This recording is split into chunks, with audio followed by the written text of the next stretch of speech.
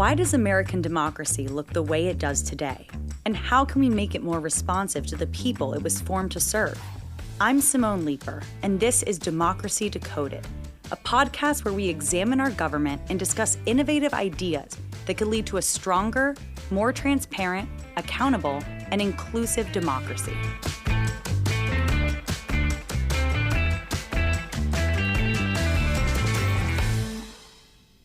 A key component of our government, indeed of our democracy, is that it should be of, by, and for the people. It's important for us to be able to govern ourselves, free from outside influence and free from interference by bad actors with their own agendas.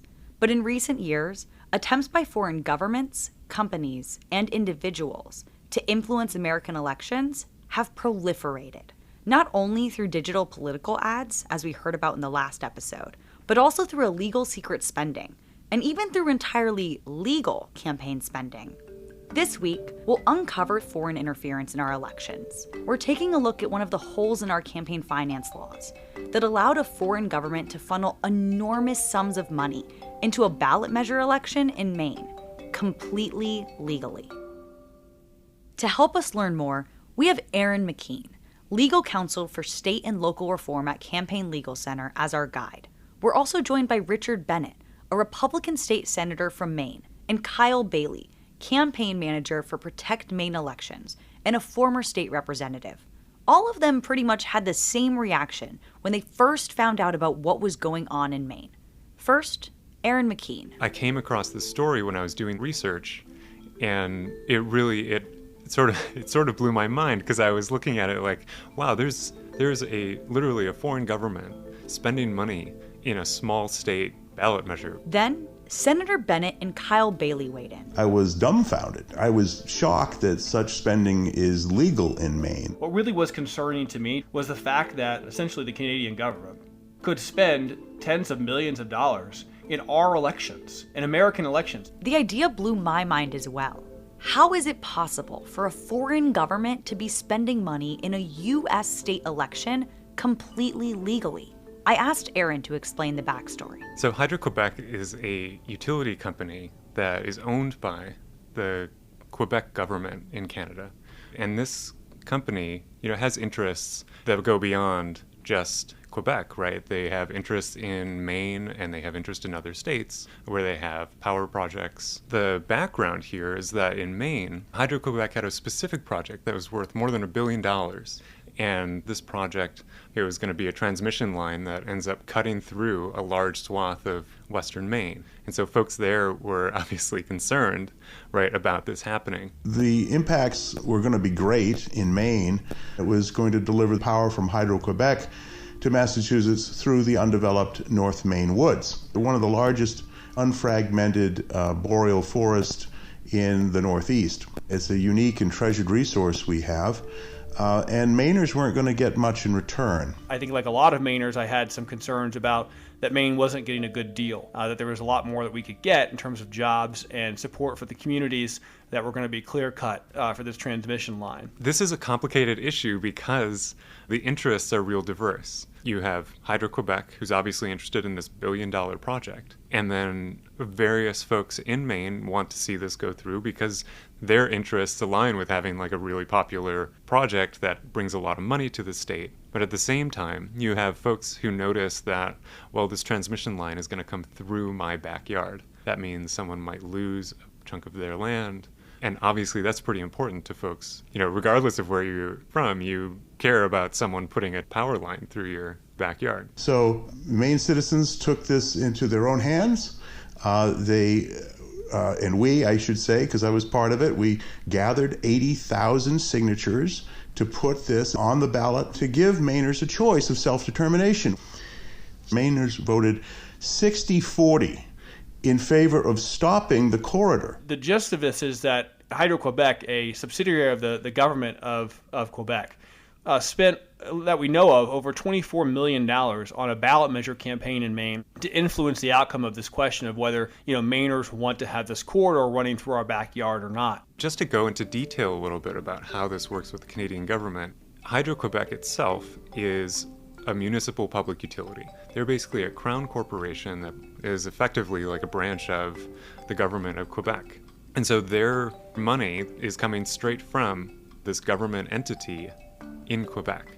And they're the ones making the decisions, they're the ones doing the lobbying, and they're the ones doing the campaign spending directly in this Maine ballot measure. And the crazy thing about this is that it's totally legal under Maine law. There's nothing stopping Hydro-Quebec from doing this in Maine. The thing that really took it over the top was they created their own ballot committee. They registered with the Maine Ethics Commission. They funded this entire opposition to this ballot measure. Maine is wonderful, but Maine is not a large state. It's not like a lot of money, typically being poured into their elections. Here you had a situation where you had a large foreign government corporation pouring, all the resources they can into this measure, and it really drowns out Maine voices when it comes to actually voting in this particular election. This was all sounding bad enough to me. But then it got even worse. The Canadian government's response to that referendum was, so what? We don't care. We're still going to fight this. Since the election, Hydro-Quebec has joined a lawsuit saying that this law shouldn't take effect, that it violated their rights. This is a foreign government corporation, wholly owned by the province of Quebec, asserting rights in Maine, saying that the will of Quebec is going to prevail over the will of Mainers on this issue that relates to the use of our unspoiled wilderness. It was hard to wrap my head around all this. Not only was a foreign government able to freely spend money in our elections, but they then had the gall to join a lawsuit to try to force their own agenda on the citizens of Maine. I thought we had some sort of laws in place to prevent this kind of foreign interference, right? So at the federal level, there is a law that prohibits foreign nationals, including foreign governments and foreign corporations and individuals, from spending in U.S. elections. The FEC has interpreted that law to apply only to candidate elections and not to state and local ballot measure elections. And that effectively leaves it up to the states and localities to enact their own laws to stop this kind of activity. Those states who are paying attention have made it illegal for foreign government entities to involve themselves in their referendums. But some haven't yet, and Maine is one of those that hadn't really thought about it. And then further, the FEC recently ruled that ballot initiatives are not elections under federal law, and thus they are not protected from foreign government interference unless the state explicitly prohibits it. This seems like a rather large, glaring hole in our campaign finance system. So what's being done about this in Maine? We attempted to pass a law last year in the legislature, and it passed with bipartisan support of Republicans and Democrats to close this loophole and stop foreign governments from playing our elections. Unfortunately, our governor vetoed that. And so that pushed a number of us who care a lot about this and the integrity of our elections to bring this initiative to Maine people and collect signatures to put the question on the ballot, to close this loophole once and for all. Our system is so polarized today that we need to find those issues on which all people can agree. And if there's one thing we should be able to agree on as Americans, is that our elections are for people. They're not for foreign governments. They're not for foreign corporations. U.S. elections are for American voters. It's good to know that there's an initiative underway in Maine to address this issue. But this whole incident really makes me wonder what the implications are for the rest of the country. I think that now that Hydro-Quebec has exploited this loophole in Maine law and gotten away with it, foreign government-owned entities, corporations, and other entities across the world will be emboldened to not only spend money in Maine referendum elections, but potentially to fund efforts to directly initiate legislation in Maine to benefit a foreign agenda. Maine is just a small example of what can happen in a much more pernicious and enormous way in the rest of our country if we don't close this loophole. I think our democracy itself is on the line. The idea that a foreign government, whether it's Canada or China or Russia, could intervene in our elections and attempt to persuade or push out disinformation to voters and attempt to manipulate the outcomes, that is deeply concerning to me because that potentially threatens our economic security, and it certainly threatens our national security. that could really undermine America, our standing in the world, our economy, and, our future. It really does seem to me that this is an issue that should be addressed on a national level. Aaron McKean thought so too. We have different laws in different areas, and we end up with, people having kind of a different version of democracy, right? A different version of democracy in different places, where foreign nationals are able to spend to impact elections in Maine or to impact elections in Montana, but then they're not in California. And, it's good that we have this law in place in California, but it's really problematic that, it's a patchwork.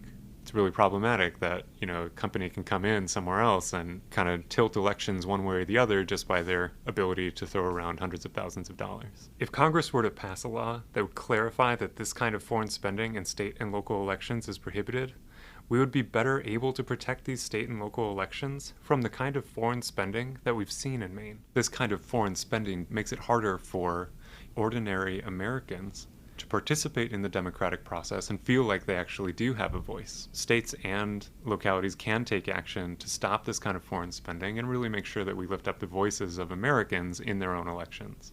In 2021, we've seen at least 6 or 7 other states introduce bills that would address this kind of spending in their own elections. Short of congressional action, states and localities can take action to stop this kind of foreign spending and really make sure that we lift up the voices of Americans in their own elections. It sounds like we really have our work cut out for us when it comes to foreign spending in our elections. And this is definitely a case where we need to see changes on a national level.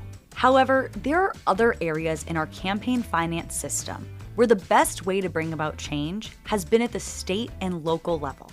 On our 6th and final episode of this season, we'll take a look at some innovative new programs that have allowed people-powered campaigns to compete against their corporate-backed counterparts and win.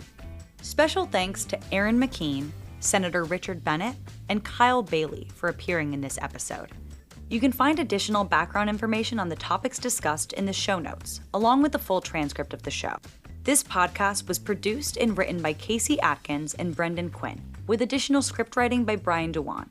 It was edited by Parker Podcasting and narrated by me, Simone Leeper.